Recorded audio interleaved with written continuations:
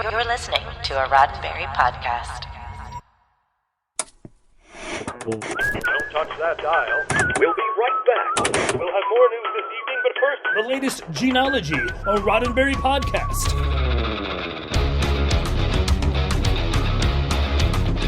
Episode 15, Discredit Police.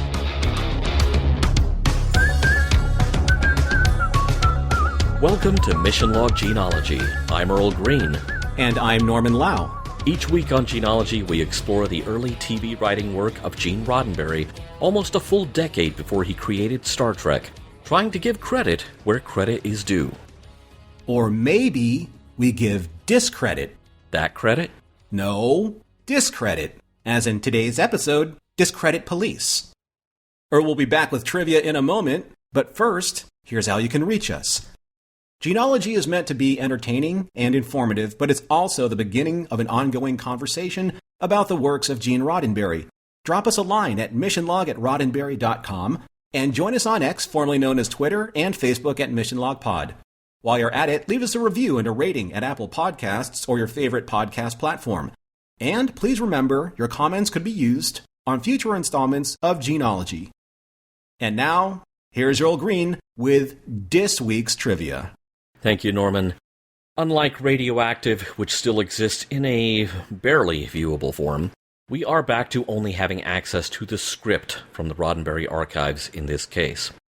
Though Gene's final master script is dated February 6th, 1956, there are both blue revised pages dated February 14th, and boy, it's gotta suck spending Valentine's Day rewriting a TV script, as well as plentiful yellow revised pages dated February 27th. It's not quite as bad as the Radioactive script, which had all the hallmarks of a dreaded page 1 rewrite, but there were still quite a few rewrites here. This gives us an opportunity to talk about those who were part of this show from week to week. Starring as a fictionalized version of Herbert A. Philbrick was Richard Carlson. As the newspaper ad for I Led 3 Lives said, he lives this heroic role. Richard was serious leading man material on the silver screen in the 1930s and 40s, but his acting career was interrupted when he joined the Navy to serve during World War II. Upon returning to showbiz, he discovered he wasn't quite the hot ticket he had been, and he began earning extra money by writing professionally. By the early 1950s, he was back in business co-starring in King Solomon's Mines and The Sound of Fury, among quite a few others. He also found a niche in early sci-fi films such as The Magnetic Monster, It Came from Outer Space, and Creature from the Black Lagoon. Ziv not only put Richard on America's TV screens every week in I Led 3 Lives, but also allowed him to direct episodes of another Ziv show, Men into Space. By this time, he was a frequent flyer in TV guest roles, and in addition to directing, he wrote episodes of O'Hara U.S. Treasury and Mannix. Richard Carlson died in 1977. Co-starring in most episodes of I Led 3 Lives as Special Agent Jerry Dressler was John Zaremba. John is one of those actors who has been in everything: Dragnet, Zorro, One Step Beyond, Sea Hunt, Tales of Wells Fargo, The Twilight Zone, and Perry Mason, to name just a few. He would appear in one episode of Gene's later series, The Lieutenant, in 1963, before embarking on regular and recurring roles in Ben Casey, McHale's Navy, 12 O'Clock High, and, Norm, I'm sure you might remember John as Dr. Raymond Swaim in The Time Tunnel. He also had recurring parts on Little House on the Prairie and Dallas, and we lost John Zaremba in 1986. The director of many episodes and the producer of the show, we would probably call him a showrunner today, was Herbert L. Strock. There's a lot of Herberts involved with this show, aren't there? We reach. Herbert Strock was a veteran film editor who was cutting Army films during World War II, and then moved directly into cutting films for MGM. He got in on the ground floor of the relatively young medium of TV, producing, directing, and writing numerous series for Ziv television programs, including Mr. District Attorney, The Cisco Kid, I Led 3 Lives, and Highway Patrol. He wrote scripts for I Led 3 Lives and Harbor Command, and directed episodes of all of those shows, as well as other Ziv series such as Sea Hunt, Dr. Christian, and Science Fiction Theater, before graduating back to the big screen as director of I Was a Teenage Frankenstein, The Blood of Dracula, and The Crawling Hand. Herbert Strock died as a result of injuries from a car accident in 2005. Finally, Discredit Police is the last we will see of the Robert Wesley pseudonym in Gene-ology, at least as a writer. This is the last of Gene's scripts we're covering that was written while he was moonlighting from his day job at the LAPD. From here on out, Gene is credited as himself on screen. As of June of 1956, Gene Roddenberry was a full-time television writer, a career that would be limited only by his stamina, his connections in the industry, the strength of his past work, and his imagination. Shut the door. Hook it. Come here. Slow.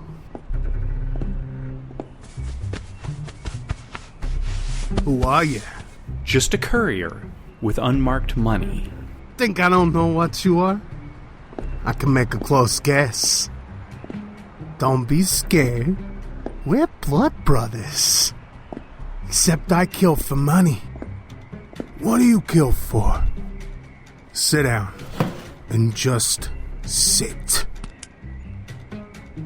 Nothing else. Hey, where's the rest of it? That's it. 10,000. That's it? What do you mean, that's it? I could blow the top of your head off and you say that's it? Are you crazy? Do you think I'm crazy? I got 25G here and you offer me 10? Yours is marked money. You can't spend it. If you try, They'll do nothing. All I gotta do is wait a while. Or maybe get out of the country. That's all. That takes money. You haven't got any you can spend. 10G? That'll do it. I can get a long trip out of 10G, and I still have my 25, too. Yeah, you fixed it up for me, fella. Bought me my ticket out. Now, you need a ticket out, too. Of course, we ain't going to the same place. Herb Philbrick, mild-mannered advertising executive, leads not one but two secret lives. He poses as a loyal member of the Communist Party, infiltrating the United States, but in reality he's an informant for the FBI, infiltrating the Communist Party. That's 3 lives in total, and 2 of them are very dangerous. Act 1. Herb Philbrick leaves the office of his advertising firm for the day, having finished up early, and he's looking forward to getting home in time to watch the ball game.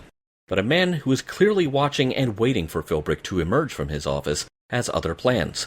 The trouble is, Philbrick doesn't know if this stranger who's keeping an eye on him is with the FBI or the Communist Party. But when the man introduces himself as Comrade Will Bancroft, it clears up that question. After a quick loyalty test that Herb finds annoying, Will expects Herb to follow him to a new assignment on behalf of the party. Herb follows Will to an office that's basically a self-contained propaganda operation. Mimeograph machines, a phone bank, one desk handling police brutality complaints, another one handling police minority persecution complaints, and another, manned by Comrade Jarvis, soliciting questionable donations through high-pressure strong-arm tactics, supposedly on behalf of the local police, as if the cops are running a protection racket. All of the complaints and grievances, telephone sales pitches, and flyers are fictitious. All of it is meant to give the local police force a bad reputation. But this isn't what Herb is being assigned to do. He's being assigned to read up on a kidnapping case involving a husband and wife who were held for ransom. And even though the ransom was paid, the husband was murdered and the killer got away. Herb expects that something to do with this will be part of the influence operation the party is running. He's given a deadline to read up on a file about the case and return to this office. After he leaves the office and familiarizes himself with the file, Herb stops by a local pet shop where he meets a familiar face. Sadly, not a puppy, but Agent Jerry Dressler of the FBI, Herb's contact.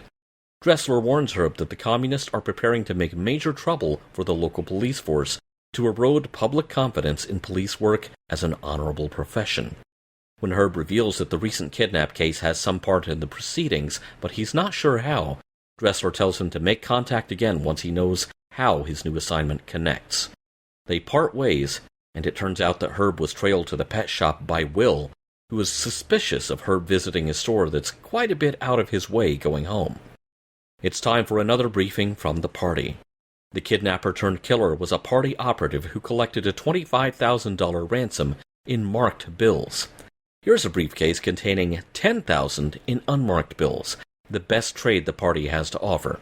It's up to Herb to make the trade, and to convince someone who's already killed one man that this is the best deal he's going to get. Furthermore, Will be trailing Herb the entire time, meaning there won't be time to get any information to Agent Dressler. Act 2. Herb knocks on the door of an apartment occupied by a sickly, nervous man named Potter. He's got the briefcase with $10,000 in it. Potter's extremely suspicious of Herb, and Potter's nervous mannerisms put Herb on edge. When Herb lays out the terms of the exchange, Potter decides he's going to alter the deal. He's going to keep the $25,000 in marked bills, and the $10,000 in unmarked bills. And to do that, he's going to kill Herb. Herb begins bluffing about how he's got backup who will storm into the apartment if he doesn't come out within a few minutes. It's quite a tap dance, but Herb's got a good poker face, and Potter decides to hand over the $25,000 in marked money. Herb goes back out to his car and is almost immediately greeted by Comrade Will, who arrives in his own car and orders Herb to follow him into an alley. That seems like a good idea. Nothing bad could possibly happen in an alley. Herb hands over the marked bills to Will there, and Will puts a bunch of it into an envelope and hands it back to Herb. Herb now has a new assignment. He is to break into another apartment and put this envelope, containing $5,000 in the marked bills, under the mattress in the back bedroom. And in whose home is Herb leaving the incriminating cash? None other than Captain Cleveland of the local police department, the man who headed up the kidnapping case. It's all part of the campaign to stir up scandal at the local police department. But there's an obstacle. Another police officer is leaving the captain's place, having dropped by to pick up the captain's service revolver before they go to the firing range. Will watches from the background, and as soon as Herb bluffs his way past the policeman, who leaves to meet up with the captain, Comrade Will decides it's too much to leave to chance. He will be the one who plants the money in the bed. Herb starts walking down the street, desperate to reach a phone and call Dressler to let him know what's happening before the party's plan can be completed. But then he sees another familiar face, Comrade Jarvis, the man who was manning the phone bank at the communist office. "Oh, hey, Comrade Herb, let's take your car to the phone booth over here so I can call in the tip to the police about their captain having stashed away money related to the kidnapping case." Comrade Will emerges from the police captain's home and meets up with them, and they insist that Herb come back to their office with them, so he still doesn't have an opening to warn the FBI about what's going down. Then word starts reaching Comrade Jarvis about the fallout from his campaign. Will arranged for the police to learn about Potter's hideout, and Potter died in a police shootout. But something else happened that's a surprise to almost everyone. The envelope found in the police captain's mattress contained shreds of newspaper, not marked money. Comrade Will tries to pin this on Herb, but Comrade Jarvis points out that Will, when he took over the task of planting the money, was the only person who had the opportunity to be alone with that envelope and its contents. Jarvis tells Herb, "Go home." And it's starting to look like that's because whatever's about to go down between Jarvis and Will needs to happen with as few witnesses as possible. But did Comrade Will pocket $5,000 in marked bills? Nope. The FBI managed to switch out the envelopes before the police got there, because the FBI would have had jurisdiction in anything related to a kidnap and murder case. And it certainly doesn't hurt that the FBI has now caused unrest within the local Communist Party cell and made all of them suspicious of each other. Oh, those wacky commies. Herb walks away from his meeting with Dressler with a sly smile on his face and finds a parking ticket on his windshield. The end. So that was a fantastic recap, Earl. I'm not sure if it's getting any easier for you. It certainly wasn't for me, but maybe since this is the only other script that we're going to do for I Led 3 Lives. Did you find it easier just in terms of knowing what the tone's going to be, or was it surprising to you? Because your recap was very focused. And we just did it from a script. We didn't do it from watching an episode and comparing it to a script. It definitely helped having seen an episode for the previous show we did for Radioactive. You now have an idea of Richard Carlson playing Philbrick. Yeah. You know, you have John Zaremba playing Agent Dressler. So you at least know how those two characters are going to react. I will say, however, Philbrick had some serious stones in this episode. Now, I know he did last episode too, because, you know, he's just sitting there like, oh, there's an isotope in the room. I'm sitting here eating hard radiation, and yet I can't leave and I can't do anything about it. But here he is doing some serious tap dancing with this guy who is about to put some lead in his belly. Kind of had some newfound respect for him. It's like, whoa, Philbrick. Well, you know, that's the interesting thing about a character like, you know, that I guess is thrust into these extraordinary situations in trying to create kind of like the everyman hero, because he's not a superhero. He doesn't have superpowers. You know, he's not, for as far as we know, he's not, you know, the Navy SEAL. You know, he's that kind of ubiquitous in today's action drama. You know, I'm a Navy SEAL, or I'm ex-military, or I'm a special forces, or et cetera, et cetera. This guy's just a regular citizen that was thrust upon these circumstances because maybe that's the reason why he's so believable. He's not built like Schwarzenegger, you know, and he's not an action hero like Jason Statham, or like, you know, name an actor, you know, a James Bond type, you know. He's just a guy. But what makes these guys, or what makes Philbrick someone who would put his life on the line for the sake of country?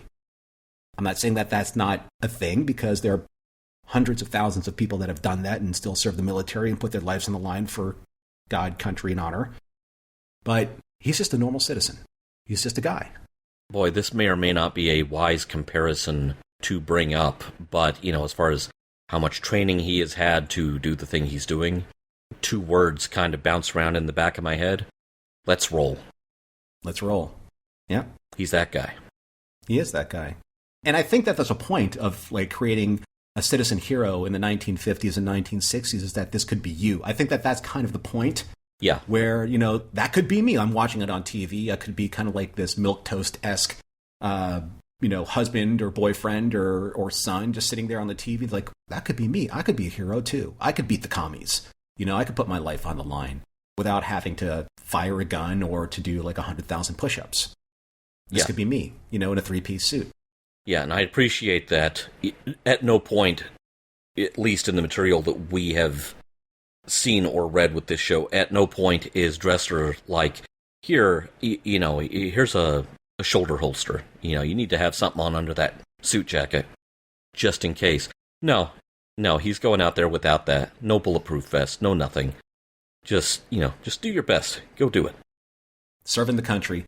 Interesting thing in the script, going back to script form, I found it interesting that in these final draft scripts that you actually have scenes. So scenes 5, there's a line that says omitted, and there's a scene 9. There's lines that says omitted. So I'm wondering why these notes made it to the final draft, because if they're omitted, why have them in the script to begin with? Just in terms of a production thing, and I know that that's your wheelhouse, Earl. That is something that you do when something has been removed because it's a redundancy in terms of telling the story.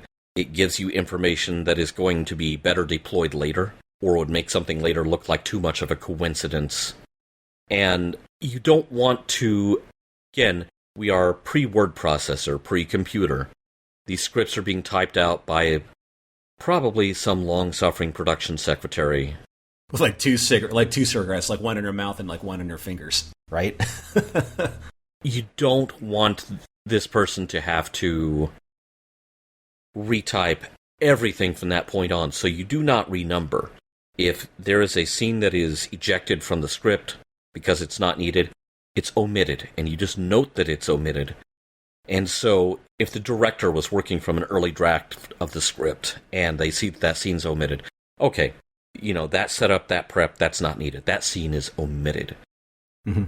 And also, if you're just doing a 1 or 2 page revision, you're not having to retype the whole thing. Now, you want to talk about when I feel really sorry for whoever the typist was.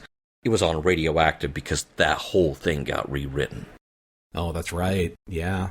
That's right. Somebody should have gotten hazard pay for that. Radioactive hazard pay. Exactly. See what I did there? Yeah. Yes, exactly. Don't discredit me, please.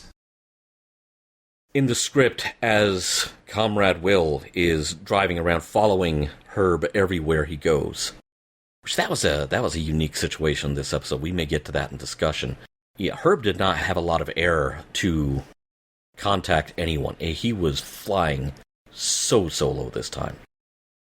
But anyway, the script notes that as Will is driving around, Will signals with his arm, and I'm assuming that's like bicycle turn signals. This intrigued me because I was like, aren't there turn signals? And it turns out that in 1956, it is not inconceivable that this was absolutely necessary. The flashing automotive turn signal as we know it now was not patented until 1938. It did not become mandatory on new cars until the 1950s, though most new cars were in compliance before it became a legal requirement. As late as the 60s, you still had cars on the road that had retractable semaphore flags called trafficators instead of lights. And these things were so prone to failure. Something came up in my research. They were all based on springs, reloading them after they had been deployed or, flashed out or whatever from either side of the car. If the springs didn't work, well, you were permanently signaling that turn. The trafficators were not a popular feature. So if Comrade Will is driving an older model car, yes, he may well have to signal a turn with an arm out the window, which means, of course, you have to roll the whole window down because you can't stick your arm through the wind wings. In Scene 10, as we are wont to do here, we look at certain details that are little anachronisms, little historical quirks, because we just don't use these either technologies or phrases anymore. But there was a whole raft of notes for setting the scene. And in this room, there was, a request for having an addressograph and a mimeograph. We've done mimeograph before. We've referenced that before. And I think it was in one of the Mr. District Attorney episodes, probably, I think, Police Brutality, because someone was using a mimeograph to create anti-police flyers or some type of ad. But in this episode, this is something that I have not yet seen before referenced, Earl, in any of these scripts, and it's called an addressograph. Now, an addressograph, it's a technology or a system that was used, actually was created somewhere in the mid to late 1850s, that was patented then, but in how it was used in this episode in the late 1950s, it was essentially what's called a graphotype debossing machine for preparing address plates, and in a cassette-style plate feeder on a heavy-duty, rapidly moving inked ribbon and a platen for hand-feeding the piece of mail into this machine, and a foot pedal for pressing down and then stamping the address, which is on this particular engraved piece. So essentially, it's a giant stamping machine to mass address envelopes instead of having to write them. The reason why it's important in this episode is because there is a campaign that the communists are doing, a mail campaign, and they need to make mass mailing addresses for this business so that they can send out all of these different flyers and materials.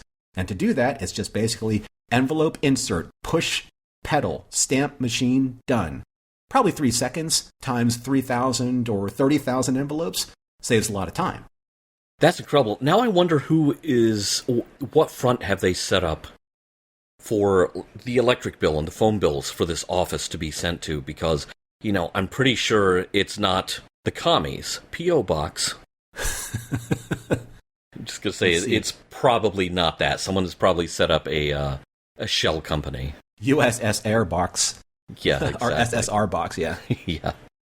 I got a chuckle when I read in the script about how Philbrick was supposed to listen for a specific pattern of knocking at the door, because whenever I saw that, I knew in my heart that I would owe Tony Orlando an apology, and the apology is in advance for this. Knock 3 times on the door if you're a commie.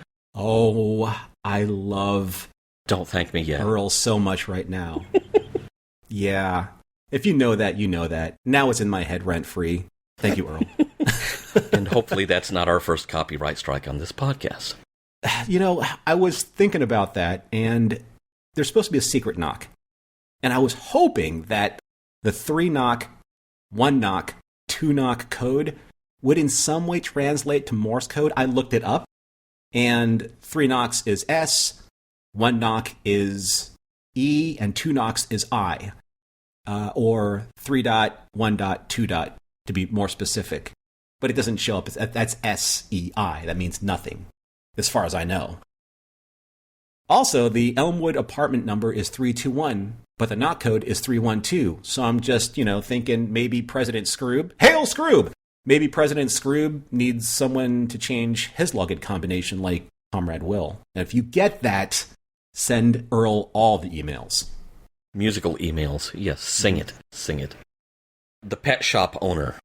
We don't see the pet shop owner. He's not a character, but we find a lot of information about him because it's kind of a litmus test on part of both Dressler on behalf of the FBI and with Comrade Will on behalf of the Communist Party that we're going to recite details of the pet shop owner's war record.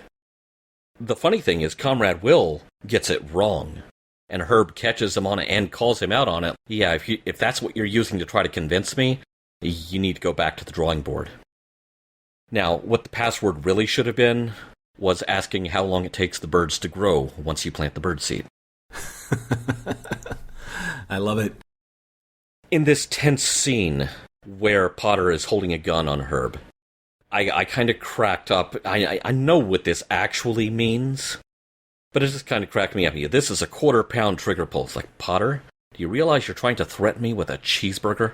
I would have been a little bit more afraid for Herb if it was a Royale with cheese pull. That's just me. I know how threatening a Royale with cheese could be, and especially if you dip your fries in mayo.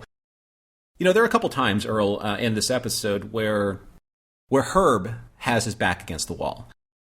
And I'm wondering if this is akin to Gene basically writing scenarios where Philbrick is somewhat of an extension of what he believes a hero to be, and maybe the choices a hero has to make in the heat of the moment, or maybe some of the choices he had to make in the heat of the moment when he was a combat pilot and a pilot for Pan Am. Because it's either you choose to do the one thing that you know is probably going to be really difficult, because the other choice that you have is you're going to die. So Philbrick in this case, and actually in a couple cases, he's like, well, like you said, he's going to have of steel, ... of steel, because he really doesn't have that much of a choice. Both choices are bad. It's just the lesser of two evils. No, lesser of two evils, not the lesser of two weevils. That's a completely different statement altogether. Watch Master and Commander. You'll thank me for it. But no, seriously, it's either you do the one thing that's going to be really painful because the other thing is going to be death. And personally, I would rather have cake. But unfortunately, that seldom seems to be on the menu for Herb Philbrick in this show. And so it gives the character and the actor an opportunity to just deploy maximum sass or just, maximum square jaw. But again, he's not some ex-military sharpshooter. He is not an expert at this. He has no resources. The whole bluff in this episode is, if I don't come out of here in a couple of minutes, people are going to be pouring into this apartment and you're done. That is not going to happen at all. There is no such arrangement with Comrade Will. In fact, Comrade Will has made it abundantly clear that if sacrificing Philbrick does not get this job done, oh well, sorry, you tried. Doesn't mean we're going to arm you or give you any sort of backup at all. It's all talk, and it's about how much he could make the other guy believe him. Fortunately, in the plot of this show, our boy Herb works for an ad agency. And so, he's not just a madman, he's a madman. And he can talk people into stuff. He can talk you into buying something. So he could talk you into believing, yeah, I've got backup. They're going to be coming in that door, and, one of us is still going to be standing, and it's not going to be you. And he can sell that. It's all a sales job. Not chess, Mr. Spock. Poker. That's the way I got it. That's kind of like the sentiment I got from this. It's all about the bluff. How do you sell it? Right? Well, and I think I said in my recap, Herb's got a good poker face.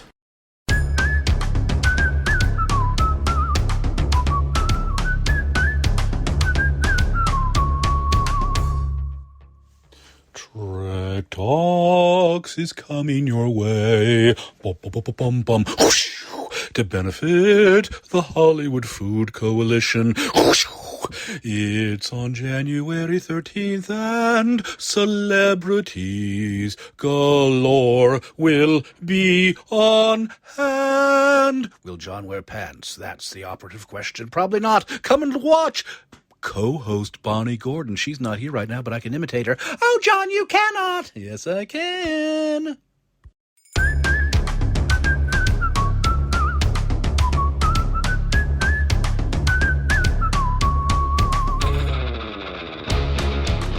All right, Norm, I feel like we need to have a frank discussion about maybe repetition of material in series television. Mm-hmm. It's kind of an inevitable thing, especially if you're tracking one writer through their career. It's not always bad. Sometimes it leads to refinement and improvement of an idea. And let's not forget that in the days before binge-watching shows on DVD or streaming, and in the days before streaming services started dumping entire seasons of something in your lap all at once, it was never anticipated that TV would have a long shelf life. And that's why so many shows have vanished down the lost media rabbit hole compared to films. TV was considered disposable. Most of Ziv's TV series would produce 39 episodes a year, and only the 13 episodes of that season that were considered the best would be repeated at strategic intervals to make sure the show was never in a production schedule crunch. That got you 52 weeks a year of whatever Ziv show was being made, with the exception that 2/3 of them would never be seen again. I guarantee you that TV from this era, particularly by any one writer or show, was not intended to be put under the microscope in a concentrated way like what we are doing for this podcast. So it's inevitable that we may see Gene tell the same basic story in a variety of different ways or even different settings. It doesn't mean you can accuse Gene of lazy writing, which is a phrase I really detest anyway because it's usually deployed by people who haven't written anything longer than a blog entry. But all this really is just to bring us to this point. Discredit Police is a plate of reheated police brutality leftovers. Will and Jarvis are running a slightly more organized version of the same scam Deed was running in the police brutality episode of Mr. District Attorney. Deed was just a crook, not some kind of communist kingpin. Just like in Radioactive, we once again have our fictional villainous commies holding out for a totally capitalist payday, which brings up so many questions. Is it an assumption on the part of the show's format, or maybe on the part of individual writers, perhaps, that communists are simply more sinister capitalists? Because all these guys are seeing dollar signs when you would think that that's exactly not the thing they are trying to perpetuate. You know, that's an interesting thing that you bring that up because I just recently saw a movie on Apple TV called Tetris. Not to describe, or to spoil that, but the point is there is a character in Tetris that is a hardcore quote-unquote communist, who is part of the inner circle of the secret police system, and there is a capitalist motive involved. So we'll get to that point, or maybe reference that point later on, from what you discussed here. But I want to go back to discussing the rehashing, maybe, of certain motifs that Gene is doing here between, say, Mr. District Attorney's police brutality. There have been some instances of where he has made references to discredit the quality of police performance or police procedure in some other scripts. But then, of course, this is probably a larger story to be told about the actual communist cell, I guess if you want to call it a cell, that is specifically trying to discredit, the police with some of their cold calling and some of their advertising, et cetera, et cetera, et cetera. One of the things that we have to step away from, Earl, I think you and I, when we look at something like that or try to make that argument, is that we're only seeing Gene Roddenberry scripts for these shows. Right. So in the context of the hundreds of shows that we have not yet reviewed in total, when you take all of Mr. District Attorney, all of Highway Patrol, and all of I Led 3 Lives, which have a huge volume and body of work. It would be interesting if we actually had the time to review every single one of those episodes and look at the peaks and valleys and kind of like the way that the stories ebbed and flowed, just in terms of the reference to these police-based stories, because that, may be parsed out over the course of so many episodes through so many seasons and referenced only a handful of times. But it does beg the question, since we are looking at the concentrated scripts of Gene Roddenberry, and many of them have to do with referencing the police in a very particular way, did his, and this is speculation on our part, but the thing is that, the pattern is asking us to ask a leading question, and this would be, did Gene's experience at the information desk at the Los Angeles Police Department in some way color the way he would frame certain stories that he wanted to tell about the behind the scenes of police departments? I think that's almost, that's a given. The specificity of the campaigns to discredit the police, both in this episode and in the Mr. DA episode, makes me think that perhaps he encountered something on the job that resembled both of these incidents, because there is so much specific repetition of that. It's like, this must be a thing that happened or that they caught in the process of happening and maybe quashed, that just stuck with him as being, this is an unusual thing that happened. There could be the making of a story, right, in this real incident. I mean, there's, the old axiom that truth is stranger than fiction, and this whole police fraud scheme, and framed in the way it was with this communist cell. Do you think this was in reference to an incident, or perhaps several cobbled together, that Gene may have caught wind of as certain reports came across his desk because he was the sergeant of the information desk at the LAPD? Or maybe he heard this through the grapevine happening in other departments, in East Coast, in Boston. We had some of his criminals in Mr. District Attorney come from the East Coast area, which we thought was kind of strange, or maybe Chicago. In Chicago, sorry, Chicagoans, but, the history of your police department is rife with criminal scandal. So maybe he caught wind of that, through his desk at LAPD, because there's a specific scene in scene 14 when Comrade Will says to Philbrick, "Think big, comrade. How can we completely wreck the police department's reputation?" I mean, bringing that to a script as an idea is a pretty big thing, especially in the late 1950s. And we did see this. You did reference this, that this was something that Deed specifically planned, in police brutality. That was episode 4 or 5 when we did that for Mr. District Attorney. And Deed did that with the social media of the time. He used newspaper ads. He used flyers, i.e., when we referenced the mimeograph, and word of mouth. And then I do believe that we also discussed that it's not so much that Deed, or in this case, Comrade Will, that they were doing anything revolutionary or novel, as they were tapping into the sentiment of the time. There were people that were still very upset with the way that the police were essentially, one step away from a privatized security force for the city. Now, Dressler says to Philbrick in scene 21, charities, brutality, complaints, and so on, they're just softening up the process.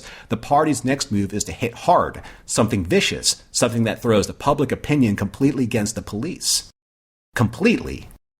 Because it's already there. They're just trying to capstone that level of discredit police, as the title says. So, where do you think, this is speculation on our part, but where do you think Gene was at the time? This is 1956. He's still working, right? Or he just finished working for the police department. So did he leave on a sour note? Or is just something that he's like, this would make a great story?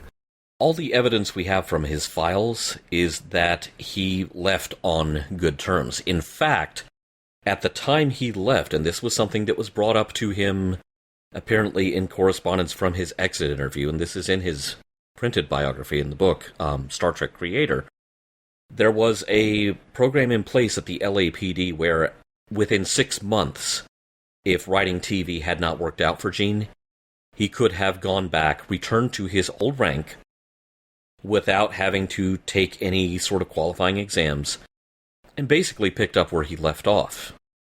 So if they are floating that idea at him, I don't think this is a case where there were sour grapes on anyone's part. They wanted to leave the door open for him to return, and he, in his letter of resignation, which we read a little while back, certainly seemed like he was not upset at anything that happened. He just realized that compared to the earning he was going to be able to live if he could devote all of his time to writing scripts, that was going to dwarf what he could make as a police officer.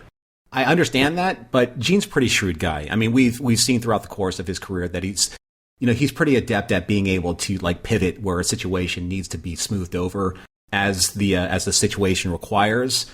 And it's very well true that, or very well possibly true that, his relationship with the LAPD was as such as stated in his exit letter. But at the same time, though, I wonder if he kind of compartmentalized some of that dramatic baggage and some of the things that he learned throughout the course of his career that parlayed itself or translated itself into possible future scripts that we're seeing now. Oh, sure. And that's really the way to do it, because all persons and places and firms in this teleplay are completely fictitious. The standard boilerplate. Protect the names of the innocent, right? Sure. Disclaimer that they put at the end of every show, no matter what it is. And the point is, yeah, he was politically shrewd enough that I'm sure he wouldn't have wanted to burn any bridges behind him. Now, was he working through some stuff? Oh, I think we have speculated many times on that in the past, such as toward the end of Highway Patrol. Why does Matthew show no interest in receiving any kind of military citation for recovering the bazooka? It's because he's left that behind him. He's not a soldier in a foreign land. He doesn't really particularly want to be a soldier on the streets of his hometown, but it's sure shaping up that way. And so I think the stuff that Gene needed to work out of his system, yes, it is making its way into these scripts. So it's fair to say that there's a catharsis of some type happening, as a writer would do. Definitely. That's the place you put it. That's the place you put it. And, where it does the least harm. There's a really interesting exchange in Scene 21 that also made me think back to something else that you mentioned in your research when we were discussing Mr. District Attorney. Dressler says, police professionalism is sort of an FBI dream. And Philbrick says it would be a wonderful thing. This made me think back to the research you did back when we were covering the police brutality episode, discussing how things like unionization and a uniform code of conduct were fairly recent things for police work as a profession in the United States, to the point that they were very much a post-prohibition thing. Which kind of brings me to this, the sort of that wistful response of Philbrick. It would be a wonderful thing, almost like he's not convinced the cops are at this level of professionalism. And that brings me to the twist at the end of the story that lets the good guys win the day decisively. It's just conceivable that maybe this plot development is not going to be read by the audience the way Gene intended it to be read. Did the FBI swoop in and swap out the evidence because they somehow knew, despite Herb not having any opportunity to contact Dressler with any information, which is an interesting aspect of this particular episode? Did they still somehow know it was a Communist Party operation? Or did they swap out the evidence from the police chief's apartment, from his mattress, because they are not going to let the local police force take a black eye full stop? It seems like maybe some more explanation for the FBI's stake in this, and particularly since Philbrick had not been able to give them any information whatsoever. How did they know when and where to do this? The show just seems to kind of run out of time before it can explain that any further, and kind of by accident, that becomes a bit unsettling. The interesting thing with the reference of the FBI in Gene's scripts, the FBI obviously doesn't have kind of like the greatest reputation. Like we made mention of the fact, and actually in a humorous way, in Highway Patrol, that the FBI is mentioned, but we never really see them, and they're kind of like this, this overarching kind of like invisible hand that kind of tries to pull the shots and doesn't really in a very successful way. So you have to, like lean on the local law enforcement and kind of like your local heroes to make sure that they save the day. Kind of like this episode. I'm wondering if, somewhere along the line, either in Ziv Productions, if it was a production note or if it's something that, Gene wanted to discuss, where, the whole reformatting of the FBI underneath the Hoover administration, which was kind of like, at its peak at this time, was something that he wanted to point a finger at, saying like, look, local law enforcement is who you can trust. Local law enforcement are the people that walk the beat. They know the citizens. They have the public trust's interest at heart. The FBI is at a 6,000-foot level, kind of trying to make sure that they do the bidding not only of the government, but of one specific director at the time, and that would be J. Edgar Hoover. And if Gene tried to put any more of a finger on that idea, I wonder if those are the scenes that got omitted.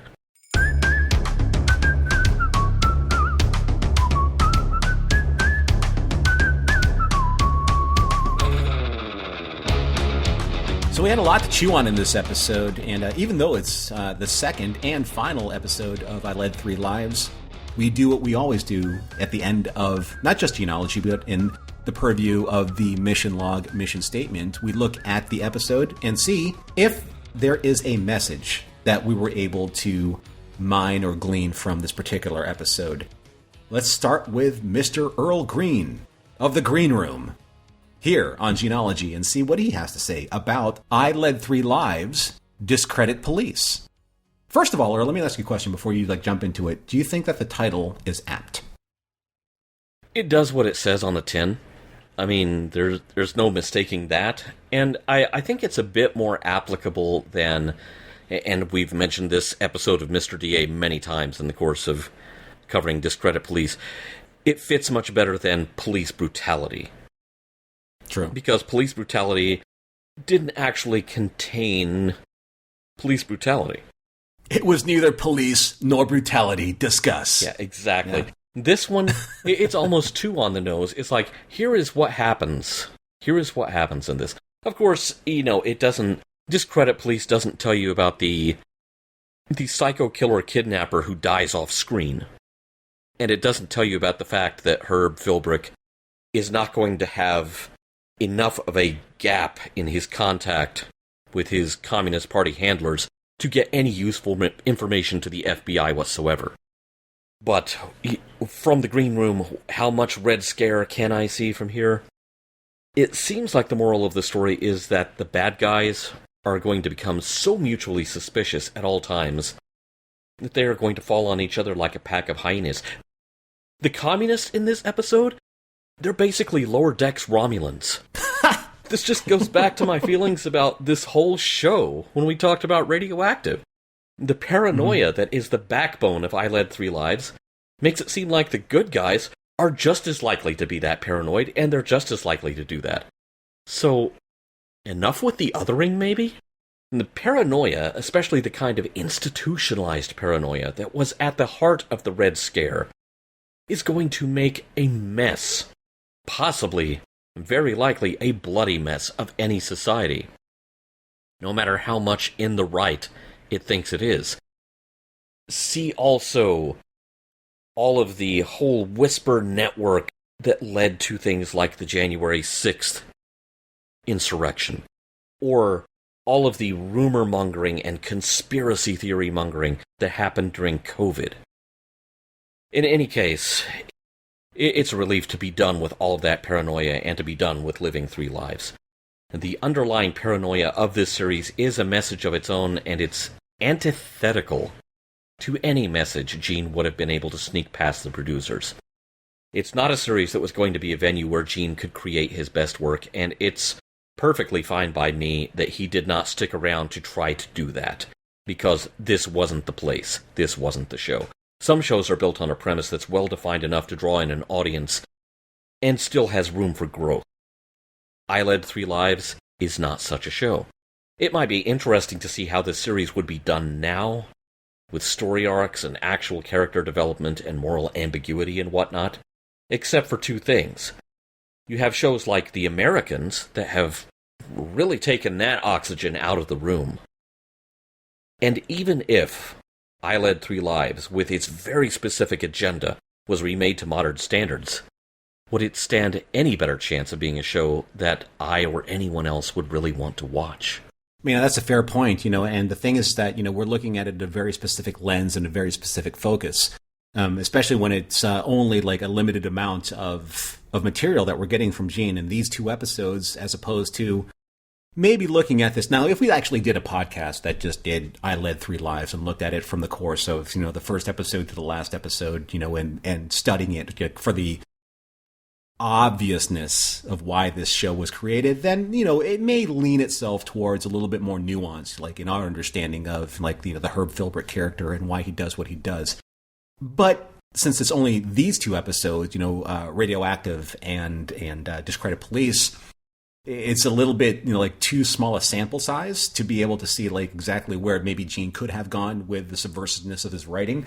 Now, in some of Gene's earlier scripts, with either like Mr. District Attorney, The Secret Defense of 117, or even Highway Patrol, sometimes like some of these scripts crystallize so very late in the game, very late in the script itself.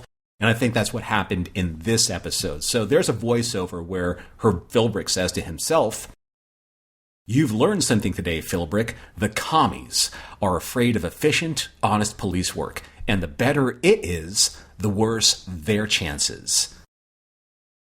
Now, that's pretty self-explanatory for a moral meaning or message, right? Don't you think? I mean, maybe it's too obvious a message, considering that this show is such a transparent, quote-unquote, pro-USA, anti-communism message.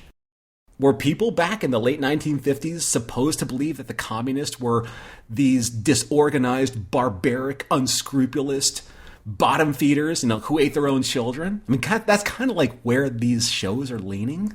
And if they were that disorganized, why worry about them? They're not much of a threat. Right. Exactly. It's almost kind of like saying that we need, like, the FBI to be the oversight on children, just in case the children get out of hand. But then again, just me saying something like this back in, like, the late 1950s would have had me in front of Joe McCarthy and the HUAC hearings. That's the House Un-American Activities Committee. So I think, at least for me, like, the most difficult part of trying to reconcile a quote-unquote Roddenberry moral meaning or message in I Led 3 Lives in general is simply because I feel that Gene is using this opportunity as a writer to wedge his foot in the door of the industry by writing scripts that ensure him more work as a writer. I Led 3 Lives, since these stories are curated under the sum total experience of Herb Philbrick, have to conform to the general tone of his story, which to me doesn't give Gene the flexibility to weave his signature moral ambiguities into this work, as we saw on occasion in, say, Mr. District Attorney and Highway Patrol, and certainly in The Secret Defense of 117. So all that being said, I think the script did what it set out to do. It's supposed to create this atmosphere of paranoia and duplicity and mistrust because that was the cultural and tonal zeitgeist of this McCarthy Red Scare era. But much like today's entertainment that capitalizes on the emotional aftermath of the post-9/11 world, even in science fiction writing, we see that this tone has been capstoned in series like Ron Moore's Battlestar Galactica or Season 3 of Star Trek's Enterprise, even in like modern dramatic action fare like NCIS or CSI or Hawaii Five-0 or those types of shows. The audience at large expects its entertainment to reflect the time. And Gene, savvy enough to read the room, perhaps specifically the writers and producers' room, so to speak, at Ziv Entertainment, knew well enough that he had to be a solid team player first, towing the Ziv party line, so to speak, and bank the stepping stones of reputable writing in order to cash in those chips sometime later when he's financially independent enough and established enough with the clout to begin to really call his own shots. But as we've seen in this script and in Radioactive from I Led 3 Lives, this isn't the time to take his shot. And perhaps because the nature of this series' content is so heavily themed on exposing the commie threat in the United States, maybe Gene also took this into consideration and chose not to spotlight himself too much, because the series was probably being watched by more than just the general American public.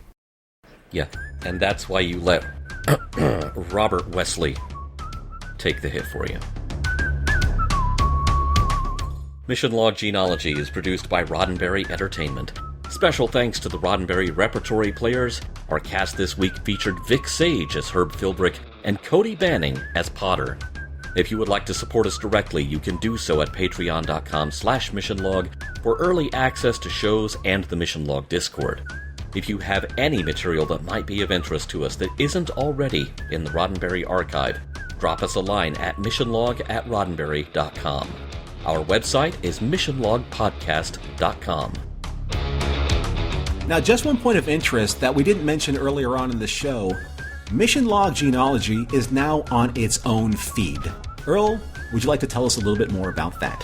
Yes, previously, because it was launched during the strike and because we were trying to keep the Mission Log feed alive at a time when we couldn't keep talking about Star Trek and still be in support of our fellow creatives in Hollywood, we put Mission Log on hold, and Gene-ology previously appeared in the Mission Log feed.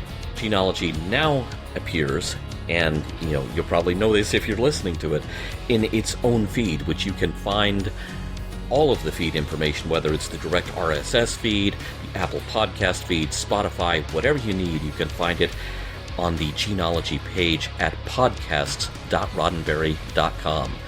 And please, like we said, feel free to leave reviews at Apple Podcasts, because it's a whole new feed, it's all new territory, and hey, we just love hearing from our listeners, which brings us, Norm, to this next point. So, on the next Gene-ology, we are going to hear from you, the listeners, and we're going to dig into our mailbag before following Gene into the next phase of his writing career. So remember, that email address is missionlog@roddenberry.com. We would love to hear your opinions and your feedback on what we have done so far, and we want to thank all of you for understanding and supporting us through the SAG-AFTRA strike, where we had to pivot Mission Log, the main feed, into Mission Log Gene-ology. We know that we're getting a lot of incredible feedback. We know we're getting a lot of incredible support, and we want to hear from you about this show, what we have done, and where we're going into the future. Special thanks to consulting producers Matt Esposito, Homer Frizzell, Tom Kozak, Julie Miller, Mike Richards, Mike Schabel, Paul Shadwell, and David Takechi.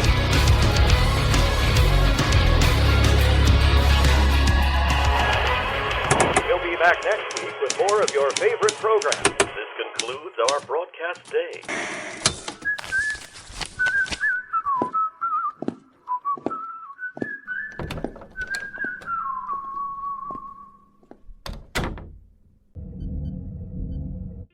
This is a Roddenberry podcast.